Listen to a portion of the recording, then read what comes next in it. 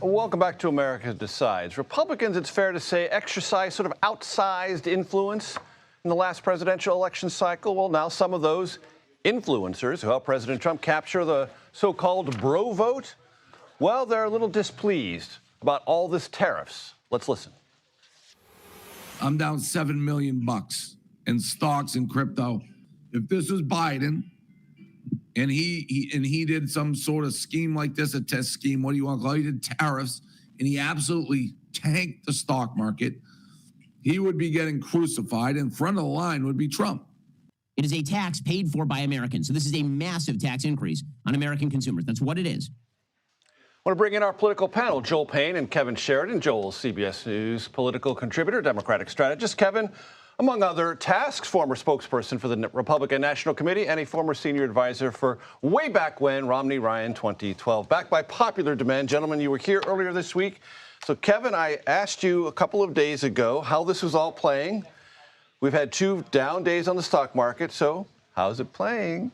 I think a little nervousness is starting to get into the Republican members on the Hill. You've heard, Ted Cruz and we're going to get to that in a second. Rand Paul were expressing some concerns. Look, Republicans don't like tariffs. That's just been we don't like taxes and we don't like tariffs. But if this is a means to an end that they can articulate, the White House can articulate and assure Republicans and his base that this is going to provide jobs and manufacturing in the United States. Every one of these countries, every company can get around these tariffs. They just have to build here. If that's feasible in some industries, I think you're going to start to see announcements around that. If you listen to Scott Bessent, the Treasury Secretary, it sounds like they've got a bigger plan, a total reorder of the world trading system, another Bretton Woods that's coming. So we'll see where this all goes this weekend. I would expect some announcements to start trickling out, some deals that they make. And if they don't do that, we can't even get proxy voting done in the House. They're going to redo the world economy. We'll get to that in a minute. But you mentioned Ted Cruz. You name-checked him, Republican senator from Texas. Let's listen to him. Tariffs are a tax on consumers, and I'm not a fan of jacking up taxes on American consumers. So my hope is these tariffs are short-lived. So, Joel, that's Ben Shapiro first in the social media part, and then Ted Cruz saying this is the tax on consumers, which the White House does not agree with, tries to refute whenever it can. But now Republicans, people within the Trump orbit, are saying it and saying it loudly. Major, I'm going to break some news here. Okay, go ahead. Let me get Donald Trump's back. He did not lie about this. Donald Trump was as clear as day. He said this pretty much every day to any person, any reporter, for 40 any voter, years. that he could say for 40 years, but particularly for the last 2 years of a presidential campaign. Did these people not realize who they were voting for? Right. Did Mike Johnson not realize the type of president that he was giving away all of his power to? When you say tariff is the most beautiful word in the English language. That seems pretty, that's pretty direct. Look, the problem among many problems with what Donald Trump is doing here is he is making a bet. He has an opinion about what tariffs can do for the economy.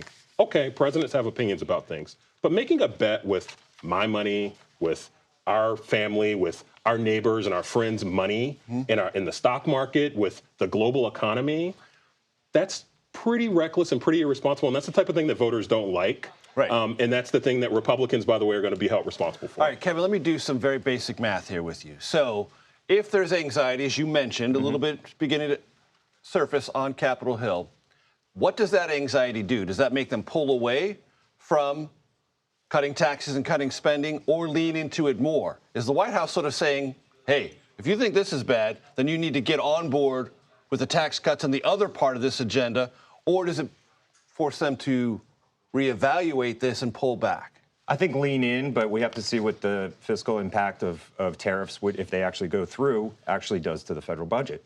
And what that means for cutting taxes. Is that going to be able to pay for the tax on tips and some other things? So I think they still lean into the big, beautiful bill because that's all they've got. They've got to get one bill passed, and that's their entire agenda for the year. Major, can I pick a nit here, though? I think the White House also has to get their story straight. So on one hand, you're saying it's a negotiating tactic. It's something to bring people to the table and to use leverage. But then on the other hand, it's Kevin's very grandiose, broad view of changing the world economic order and taking us back 100 years. Which means it's permanent. So those things don't match up. It's one or the other. Either it's a bluff and it's a negotiating tactic, or you're trying to change literally the way we do business in this country. And from a political standpoint, that's a problem when you're trying to keep your allies on board and you're trying to keep the American people from freaking out. And Kevin, just to that general proposition, you know as well as I do, both of you know this, White Houses say all sorts of things. And they say it forcefully, and they say it with a general level of credible articulateness. All White Houses do.